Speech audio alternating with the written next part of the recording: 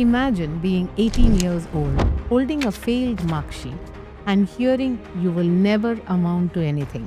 It's a moment that would break most people, but for our guest today, it was simply the starting line. With no motorcycle of her own and no role models to follow, she decided to build her own future in the dirt, borrowing a bike just to get her first race. Today, she stands as the first Indian athlete, male or female, to ever win a world title in motorsports. She is a 12-time national champion and the woman responsible for a new generation of Indian girls trading their dolls for helmets. Please welcome the trailblazer who turned a family's rejection into a world-class legacy, Aishwarya Pise.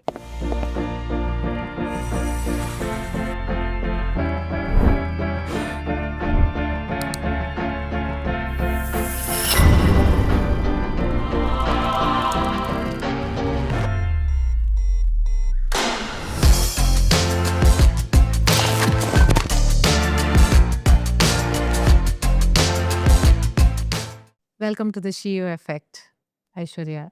Wonderful to have you with us. Thank you for having me here. I know you have a busy schedule. You do look tired. And in spite of that, you're here. And I cannot thank you enough for that. And it's wonderful to see you in person. I mean, I've heard so much about you from Prem, so I think it's nice to see you as well in person. So you said people suggested racing. I'm curious, who were those people? Fellow riders that I would ride with, there are a lot of groups which still exist. Okay. I would ride with a few groups back then, and some of the people within it saw that I had a bug for speed, and they're like, "Why don't you try racing?" Nice. That's how it started. It was not something that I'd always planned, but it's fun. It gave me a way of life. It gave me purpose. It made me realize that failing 12th is not the end of the world. That's pretty much how I found my seniors riding motorcycles. I had three girls who were my seniors who would ride. So I started riding with them, and that's pretty much how motorcycles, riding came into my life. It was just a hobby in the beginning. I had a thrill for speed. So people suggested that I try racing. Ah, And it was an accident that I found something that gave me a purpose towards life. did you get the same support from all the people who mattered in your life? If I can't be happy and if I can't be full, I can't pour into anybody else's classes. That's so true. Yeah. And I'm so happy and surprised at the same time that you had this realization that early in life. Where do you get your strength from?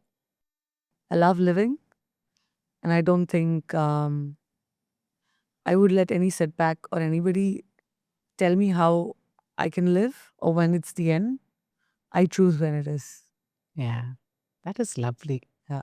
That is so wonderful to hear. And I think many, many girls, not only just girls, I mean, many lives out there need to hear this. It's For your sure. life, it For matters. sure. And take it into your hands. Women especially live in this imposter syndrome that they're not good enough, even though they're probably best at what they do. Probably even I faced it over different years of my life, but I think over the years there is nothing called perfect. You're good at what you do, and I think it's important to first acknowledge it. It's not validation that you look from outside, but it's important to accept yourself with the flaws that you are first. Absolutely. I think in every podcast of ours, and every leadership session of ours, we speak about self-love. And self-love is not just pampering yourself or, taking care of yourself externally, but internally. Yeah, I think it's a very big topic, especially mental health, taking care of you. I mean, everybody needs a therapist, not just somebody who's in a bad state. I think everybody needs a therapist in terms of not because you're cuckoo, but just to be able to regulate and to be able to have everything under control. Yeah, Everybody needs somebody. that's true. That's true. And how did you navigate the heavy male dominated industry, right? Your bike racing and Yeah. racing in general. How did you navigate it? I just heard from a friend of mine that if there are 10 racers, only 2 are women there. As the only woman in 62 men that were on the grid when I started, that was about, today we're in 26, about 12 years ago, in 2014, 2015 types. So motorsport doesn't discriminate gender. Once the helmet goes on, it's just the start line, the finish line, and the skill that you have to be first.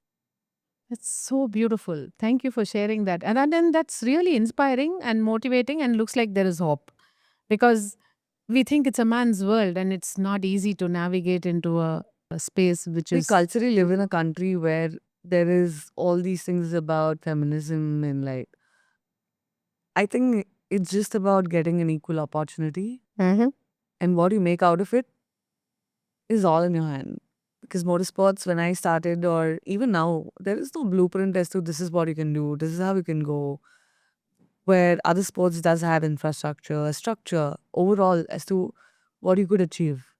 But motorsport doesn't. Mm. Even when I started, I think people said, you're gonna have scars, you're gonna have accidents. But I can walk down the road, or like on a road, somebody can hit me and I can have the same. But I won't stop doing what I love, which makes me feel alive, which takes away the shackles that the society puts on a woman as to what she can or she can't do. And I think that's what motorcycles, motorsports, this sport brought into my life. Have you heard that you should not race or you cannot race? Definitely. Ah. Definitely. I mean, I think very early on when I started racing, they would say, I mean, you'd have scars. How would people marry? How does it really matter? I think in today's age, I think it's very important to be independent. It's very important to be able to be a whole before wanting to be with somebody else. I think nobody can fill the gaps that you have apart from ourselves. So I think it's important to be happy first before expecting it anywhere else. I love that maturity with which you say it. However, I have had many young girls coming and telling me, Shri, the men are expecting a very soft, demure, cute women. Well, they have a And problem with that as well, right? Like, yeah. I mean, I see a lot of marriages that are out of love. Mm.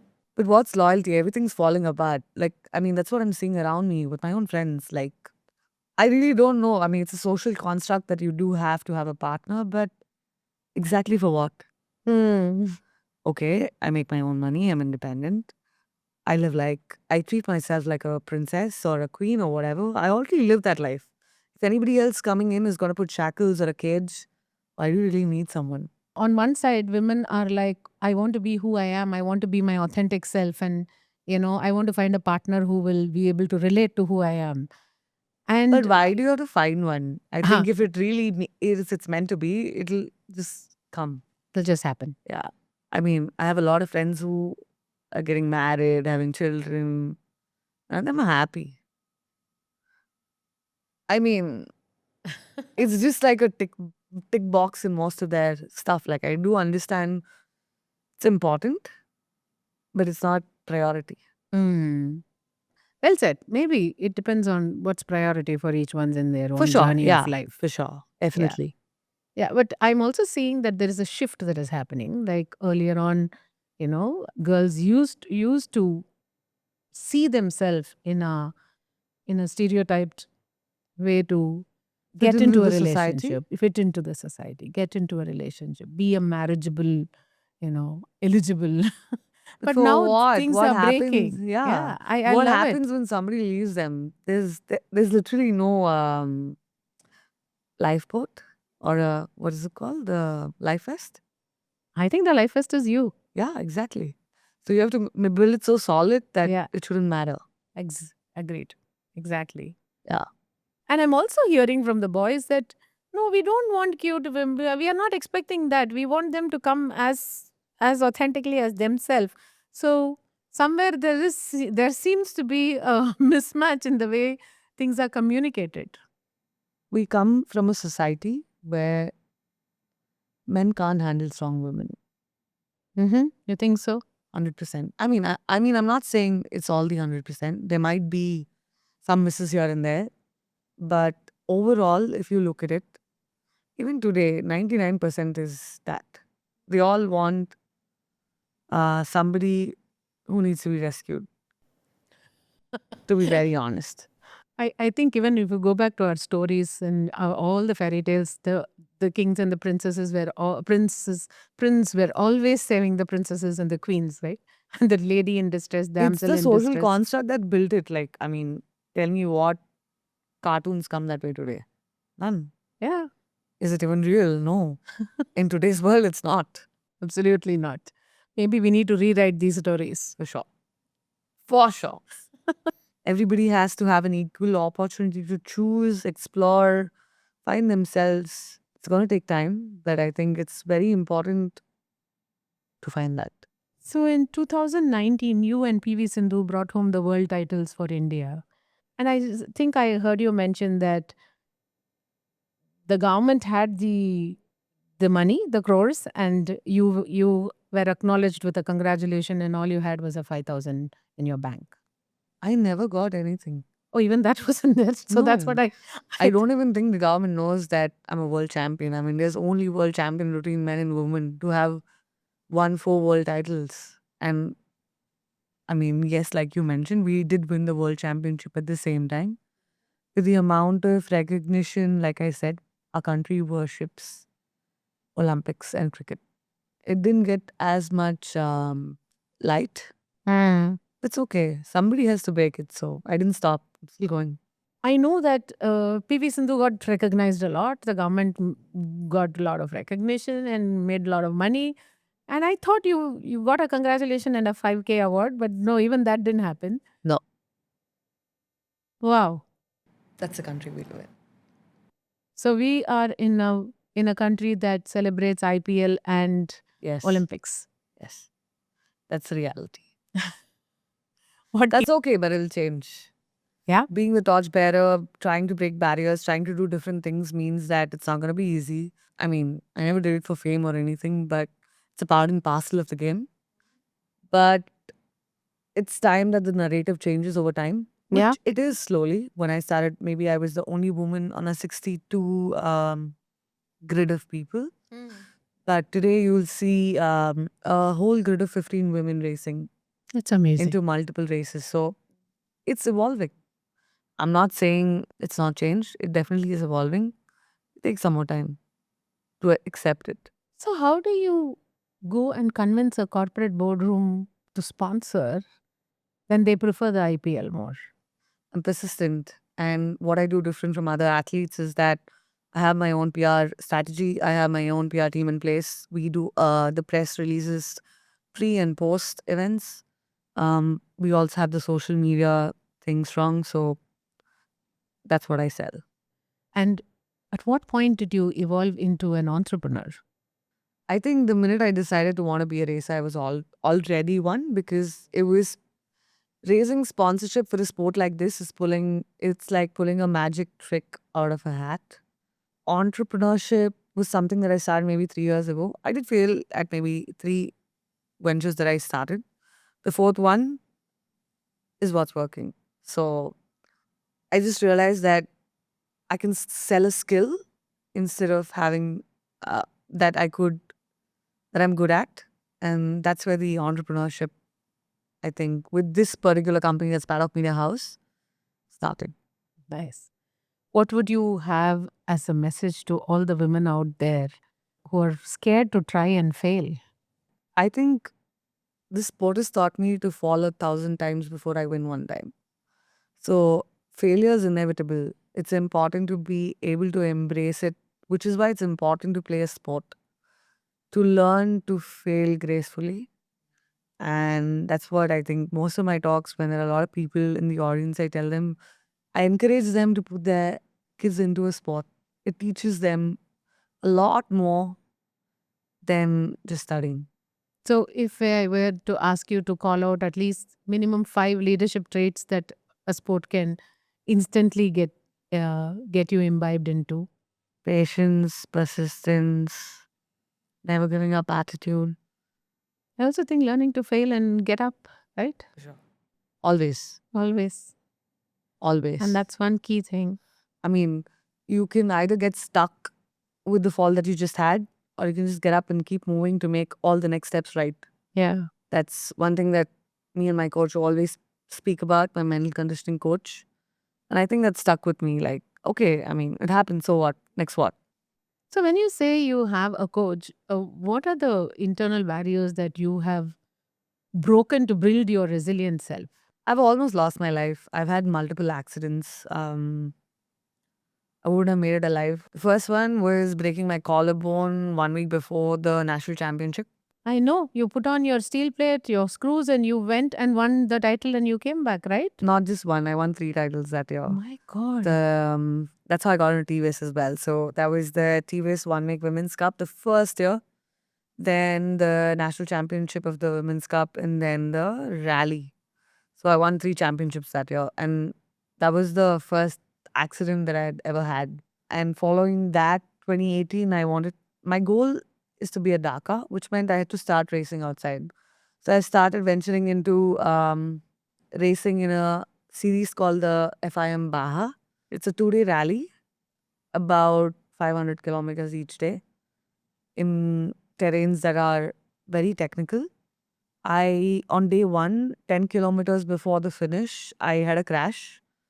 I picked up the bike just as usual, but I was in a little pain, but I just picked up the bike. I finished the rally. I got to the bivouac. Bivouac is where we service the bikes, where the service team is and where the food and everything is. That's the paddock.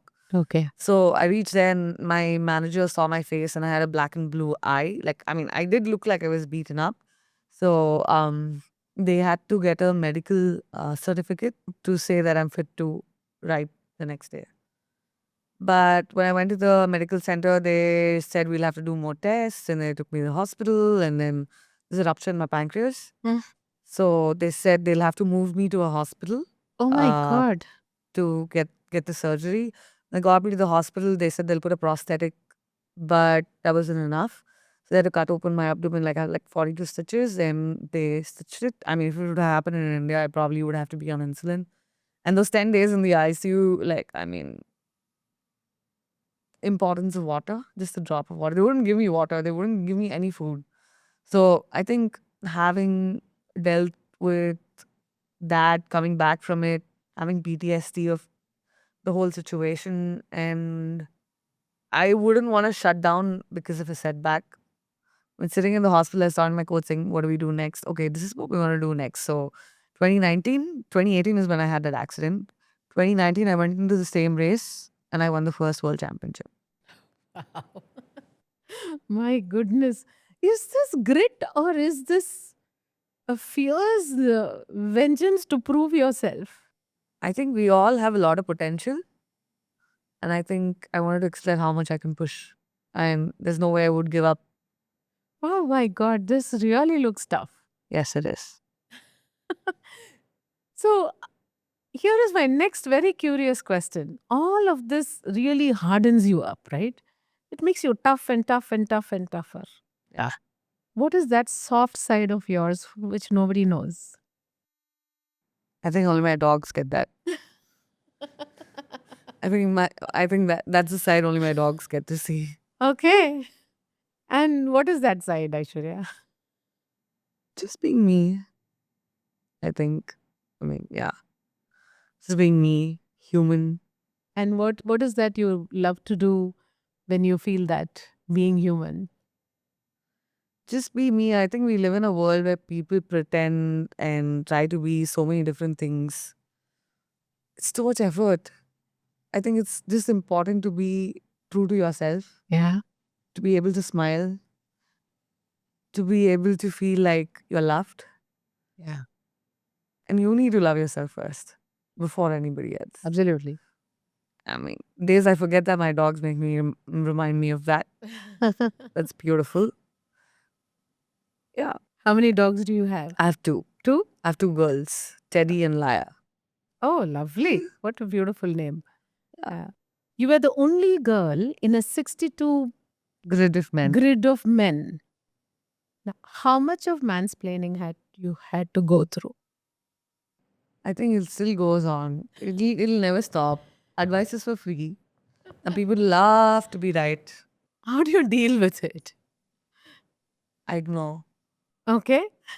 I just take what I want. Okay. How do you do it without rupturing the relationships? I mean, I don't have so many people around me. I think being successful, being on the top also comes with a lot of being by yourself and not surrounded by a lot of people. So it really doesn't matter. So embrace that Yeah. space that is just you. Yeah. And it's okay not to have Yeah, for people there. sure. Yeah. I mean, I think the most important people that have to accept you are your own family. Yeah. Beyond that, who are the other people? Are they feeding you? Are they taking care of your bills? No. I think the only people that take care of that are the only one that matter. Well said. Okay, with that said, if you were a sports minister for a day, what would you change? For your sport. I mean, at this point, after Vijay Mallya is gone, I don't think FMSA is recognizes or motorsports is recognized as a sport in India. Maybe I'll change that Change that? because the amount of effort that goes into motorsports is as much as any other sport or more. The challenges that we face are a lot more, and maybe it's time for it to be noticed. My sincere best wishes to you. We are all there to support you. Thank you. So, as you grew up, or as you grew in this profession, who are the women whom you have looked up to? I mean, I've named one of my dogs after one of the people that I look up to. Her name is Laia San. She's a woman from Spain. She's the only woman in history who's finished top 15 at the race called Dakar. So, to give you a brief of what Dakar is, it's a 14-day race that covers about 9,500 kilometers of grueling terrains. It makes you question why you're even doing it. I mean, I actually ask myself, why am I even doing it sometimes? I'm so tired, the kind of things that you have to go through. You're like, why am I doing this? 'Cause I can see it easy at home and maybe have a better life, but that will keep testing you. And I think it's important to push through it and to finish what you started. Yeah, that's so beautiful. It's important to remind yourself why you started. Are there any other women whom you look up to as you grew? I think my mother, my grandmother, they've been probably people that I've seen growing up as to how they have dealt with obstacles that they had in life. They didn't have a choice. I think a lot of women over the centuries didn't have a choice to have a different choice to do different stuff. I think when it was my turn to choose, the biggest support that I would have got from my mother, especially, is not to stop me from choosing what I want to do, letting me do it. Maybe financially they couldn't support, but I think in our country, the biggest support any kid could get is just no hindrance of saying, like, be safe, don't Yeah. go, you'll break a bone. You break a bone anyway. Yeah, you do. Yeah, what's this? Written in the destiny is anyway going to happen when Yeah. it has to happen. But that doesn't mean I live in fear every day. I'd rather want to live, feel alive every single day. And I think that's the biggest support that I got from the woman that I grew up with. Very nice. That's so touching. How many women have you inspired, Aishwarya? When I was in the sport, I didn't have anybody to look up to. But I don't think I know that I aspire to inspire a lot more women to be able to pursue what they want. And I think I have trained over thousands of women through the programs that I teach. And it's nice. Like, I mean, some people don't know how to ride a motorcycle. I teach them how to ride a motorcycle. It's the happiness, the joy that you see, the confidence. All these things are not something that money can buy. So true. Experiences are not something money can buy. I don't know the exact number, but I think over the years, I definitely have inspired a lot more women to be like me. I read somewhere, I think I don't know whether it's an article or when I was just browsing on your stories, that you inspired a girl child to throw away her doll and ask for a helmet. Did I? Yeah? So cool. So cool. You So don't know cool. about it? No, I don't. No, I don't. I mean, there's so much out there. Like, I think between training, races, traveling, I don't get time to actually spend time to really see what's out there. My goal is to just achieving every waypoint or a check mark that I've set to be 1% better every day as a human. I'm sure you are. Yeah. Yeah. Thank you for doing what you're doing. It's amazing. And as I told you, I wanted to race and I have not pursued that. But I'm so, so happy to see you doing it. And it looks like I have, achieved it. Definitely. I think it's very important to believe in yourself. It's very important to not let the noise get in the way. There will be a lot of noise. Absolutely. There is no path that's not without noise. It's just important to be able to remind yourself what to focus on and to keep focusing through the chaos. Keep focusing through the chaos. That's a Yeah. wonderful statement. Yes, keep your focus on. Yeah. Ready to move to the rapid fire? Sure. Okay, scarier for your heart rate. 120 kilometer per hour crash in Spain or your 12th grade results day? Emotions. Emotions that come with this. I mean, just in general, like I think that's more scary than having to deal with anything Any else. of this?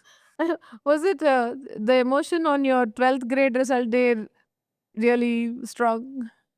For sure, at that age. Yeah, At isn't that it? age. At that age. Yeah, it is a very vulnerable age. Yes, it is. Because everybody always told you that if you fail, you don't have a future. That's the end of the world. It's not.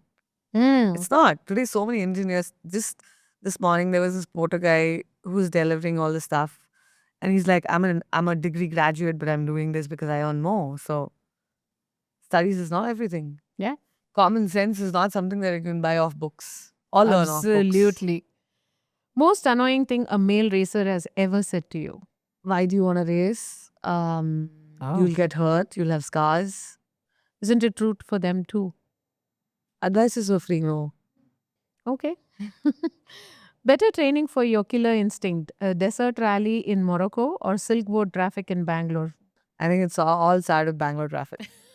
It all started with Bangalore traffic and the potholes we have. And the potholes, yes. Speed or precision? Precision. Because when you spoke about, I could race and I could go fast. So people were inspiring me for that. But I love this, saying that precision is. I mean, speed will come with having every little detail in precision. Mm-hmm. It's just, How do you develop your skill for precision? you just keep repeating it till you get it right. I mean, there will still be flaws, but you'll be as close to being right. That's all. So practice does make Yes. you perfect. Yes, definitely.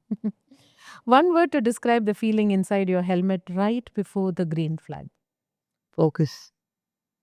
Dakar 2027, a dream or debt you owe to yourself? Dream. A dream? What has your bike, Mr. Blue, got that most men don't? No judgments. Beautiful. Which is the best stress relief? Okay, screaming into your helmet or playing with your dog Teddy and Liar? I think playing with my dogs. Dogs, yeah. I mean, both of them are the same, but they take priority over everything. Beautiful. If you weren't a racer, you would be? And the cultural fit, I probably would be married and like with children and unhappy. I think, yeah, for sure. Oh my God, when I said you're not a racer, you went back to those days. And that looks like a very important time in Thing your I didn't life to want in make you a life. racer. Yeah, for sure. Wow. The first thing you will do when you win your next world title. Go sleep, eat good food, and prepare for the next race. Miles to go before you sleep, Aishwarya. Always. Always, always. Always. It's been an absolute pleasure having you with us in this podcast, having this candid conversation, very heartfelt, heartwarming, and true from bottom of your heart. It cannot be more beautiful than it is. I think what you're doing is very beautiful as well, trying to inspire more women and then getting more stories. I've heard a lot about you as well, and I did do some research online. So I think you're doing something really nice. Thank you so much. And I wish you all the very best to be able to get this out there to a lot more people. Lot more women to, Yeah. I think inspire. a lot of women need it. I think in today's world, you see the camaraderie between men, but I don't see the same thing between women. Everybody wants to pull each other down, but I think it's time to be able to uplift each other, Yes. learn from each other's experiences, and to be able to share that knowledge so they don't have to face the same thing you do. Beautifully said. Thank you.